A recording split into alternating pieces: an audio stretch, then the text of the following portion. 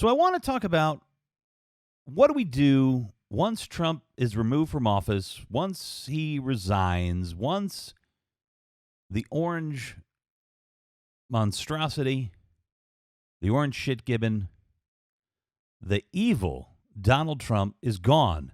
How do we get back? Seriously, no, I'm asking you. How do we get back? Put it in the comments, for God's sakes. How do we get back to the way, respond with a video, how do we get back to the way things were before? The way things were before Trump. Is that far enough back? We have to go forward. We can't go back. We have to move forward. We need to continue to move forward. And yet, our civil liberties have been crushed. We have gone back decades and decades. Black, brown people. We have immigrants that are dying in concentration camps. They're dying in internment camps. They're dying in tent cities without potable water. They're stuffed in there like sardines.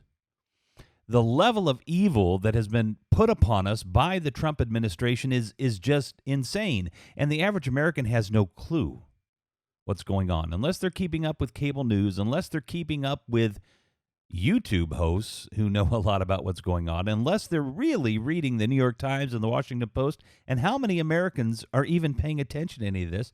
Most of them, more than half of them, can't get, can't recover from a $400 emergency, debt that they have to spend to get their car fixed or something like that. You got farmers in the Midwest who have not been able to plant crops. You've got global warming as an issue, and most Americans aren't paying attention to global warming. Civil liberties have been lost. Fascism is ruling the day in the United States of America. And as of this recording, Donald Trump is still in power. So I'm only hoping that we get rid of Donald Trump. I'm only wishing that we get rid of Donald Trump. But how do we go back? How do we get those civil liberties back? What do we do to take our country back and forward at the same time? We have to deal with 1/3 of the American population, fully 1/3 of the American population that was willing to destroy the country in order to see their agenda through. The agenda of taking rights away from women, the agenda of killing brown people trying to come to the United States of America for a better life, the agenda of having tens of thousands of incels. Do you know what incels are? Those are involuntary celibates. So these are right-wing young men from 18, 15 to 30 who are involuntarily celibate. They are so undesirable by the female population. They are so they're uneducated. They are unemployable. They are living in their parents' basement with nothing to do except complain about stuff on 4chan or Reddit or somewhere else where they're complaining, on Twitter, somewhere else where they're complaining on social media. And these guys, some of them are armed. Some of them have guns. Some of them have used the guns in Texas, in Ohio, in Connecticut, probably in every goddamn state in the country. You've got incels with guns that have no life ahead of them. What do we do with the local yokel in Hillbilly Town in Indiana somewhere that voted for Trump, that believed in Trump because they believe in racism, they believe in misogyny, they believe in sexism, they believe in the destruction at all costs of the liberal culture? They would be happy. They would be happy to see liberals pulled out of their house and shot. In fact, some of them would like to do it themselves. What do we do with 1/3 of the country when 1/3 of the country wants to destroy the other 2/3? How do we heal? I'm asking you. I'm not giving you suggestions. I'm asking you, how do we heal if we get rid of Donald Trump? What is the path? Is it the path of reconciliation? Is it the path of trying to get together with these people and saying, hey, you wanted to kill us.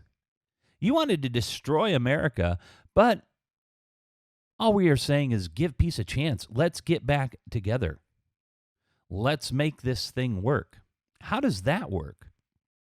Because the liberal's going to tell you, well, maybe what we need to do is re-educate them. Well, those are scary words. But let's just say we're going to educate them. We're going to give them a new set of tools to use to understand how living in a culture, a progressive culture, would be good for them.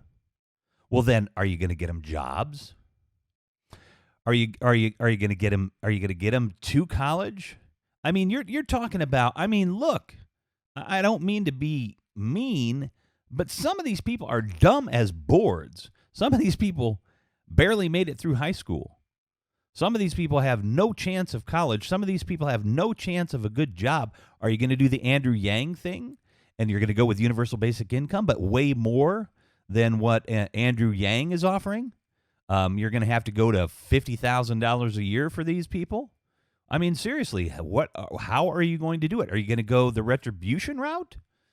Are we going to put them in tent cities? Are we going to give them non-potable water, non-palatable food? Are we going to put them, give them space blankets and let them sleep on the dirt in a cage because they supported Donald Trump?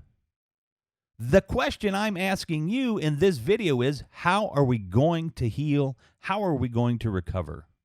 What are we going to do? Are we gonna impeach? Should we impeach every member of the Supreme Court that was appointed by a Republican? Because right now it looks like they're supporting fascist Donald Trump in their rulings. Do we get rid of them? Do we impeach Brett Kavanaugh? For sure. Do we impeach Gorsuch? Hell, just impeach all of them. John Roberts, all of them. Just impeach them all. That's a path. Right? And then it becomes the Democrats, then become the autocrats? I mean, here's the thing. President Elizabeth Warren, why on earth is President Elizabeth Warren not with a Democratic-controlled Senate and a Democratic-controlled House? Why is she not going to continue to do some of the things that Donald Trump did?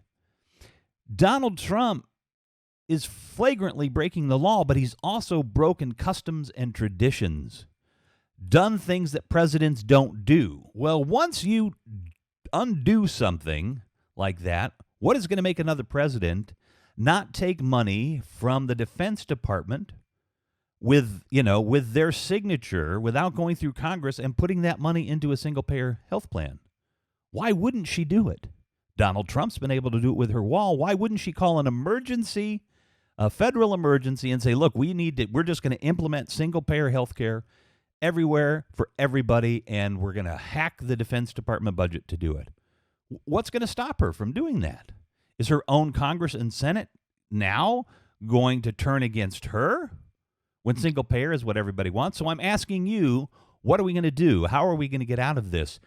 This is not just a matter of getting rid of Donald Trump. This is a matter of that our country was destroyed, that there were 60 million plus people and 50-some senators and several hundred representatives in Congress willing to destroy the country. Why? To stay in power. Because they know they're losing their power. They know the demographics are going against them, and they were willing to destroy the country, do anything that it takes, and they're still willing to do that. As of this broadcast, Donald Trump is still president of the United States. We may not get here. We may not get to the point where Donald Trump has been removed from power. We might not get there. So I'm only making this video in hopes that as things are going south for Donald Trump with the Ukraine issue and that controversy, as he bus rolls Mike Pence, how are we going to get there? How are we going to bring America back from the brink of total destruction? The Russians. This has been a concerted effort for the Russians to do exactly what they did in Russia, to prove that the American system is weak, to prove that there is no truth, that there are no facts, that nothing is real. They've made a concerted effort to crush democracy in the United States. Why? Because Vladimir Putin wants to rule the world. Do you get that, America? Do you understand that, America? Vladimir Putin wants to run the United States of America, and quite frankly, he's been doing it for the last 3 years, whether you believe the Russia probe or not. This is Putin's playbook. This is how he took down the fragile democracy in Russia. But you would think our democracy wasn't so fragile. Well, look how fragile it is. Look how much is lost. Respond with a video. Respond in the comments. Tweet me at News4Left, NEWSFORLEFT on Twitter. Give me a pathway to reconciliation in this country. How are we going to repair this? How are we going to recover? My name is Revolution McInnes. This has been News for Left. We are coming to you from Chicago, Illinois. Please remember, like this video. If you really like the work we're doing, subscribe to my channel. And if you really, really, really like the work, do me a favor. Go to www.patreon.com/newsforleft and donate a monthly amount. $5 a month, $10 a month, $15 a month gets us a Washington Post subscription. $25 a month helps pay for being able to afford the equipment here to make this broadcast. So subscribe, like, go to Patreon, help us out. Peace be with you, and namaste.